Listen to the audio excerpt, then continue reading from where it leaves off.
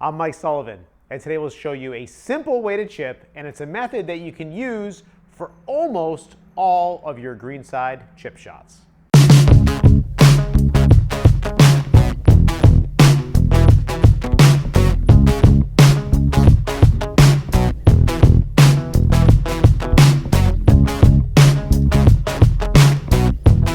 Okay, this is one way to chip, and this is really about a philosophy of chipping where there's a couple things we're going to try to do all the time, and we're going to get good at those things.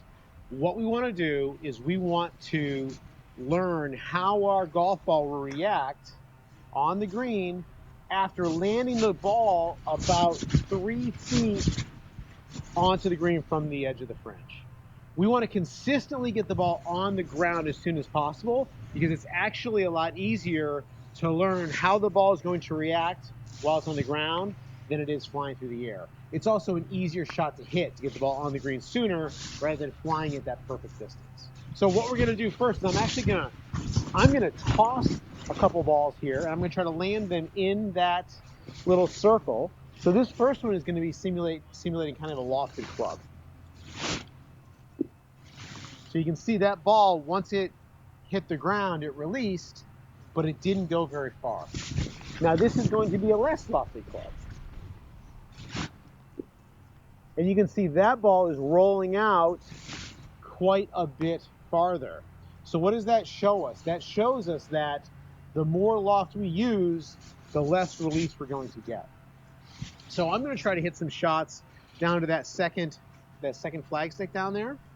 This is not going to be a really high lofted shot to try to get this right. So I am starting off with a pitching wedge, which you might think, hey, that's got a lot of loft. But the way I'm going to hit this is I'm going to play the ball a little bit back in my stance.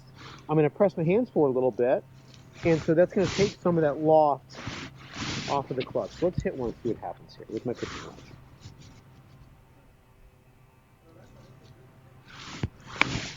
So that landed in the circle. Good, it got by that first ball, releasing down, and it's maybe 3.5 feet short of the hole. Not the best in the world, but not really terrible either. So what I'm going to do is I'm going to continue practicing with different lofts to try to hit the ball different distances to get a sense of how to really play these different chip shots. So what about that hole all the way down at the end? Way down there. So that's like 10 or 15 feet past my original target. This is going to be a less lofted type of a shot. So I'm going to put down my pitching wedge, and I'm going to grab an 8-iron here. Okay. So let's try this with an 8-iron. And, you know, by the way, I'm just practicing right now as well, so I'm not going to be perfect at this, but I'll get a sense on what I want to do and how I want to practice. So this is going to hopefully hit in that little hoop and release a little bit farther, a lot farther. Oh, shoot. That's going to happen. That's going to happen. Try it again.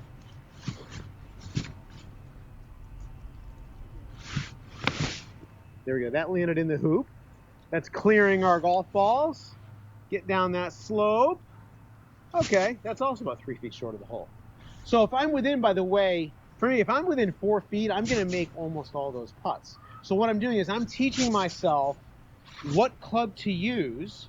I'm using pretty much the same setup all the time, and I'm also trying to carry the ball to the same spot. Now, it's amazing. If I actually move further away, I'm going to try to be somewhere the camera can still see me. I may move the golf bag. So now I'm going to move back a few feet, right?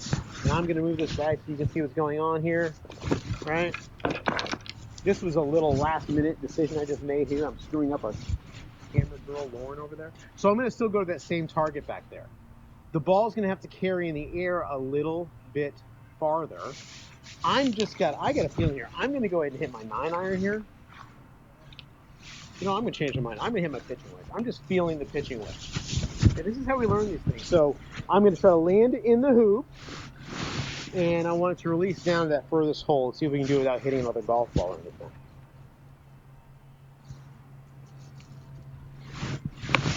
Little long, and the shot's going to be a little bit long. Makeable 8 feet out. Okay, so get yourself, you don't have to use a hula hoop, you can lay a couple clubs down there, but have an intermediate target 3 feet on from the edge of the green. Try to land all your chip shots in that spot over there, and then try to figure out and learn what club you're going to use to get the right type of rollout to get you near the hole.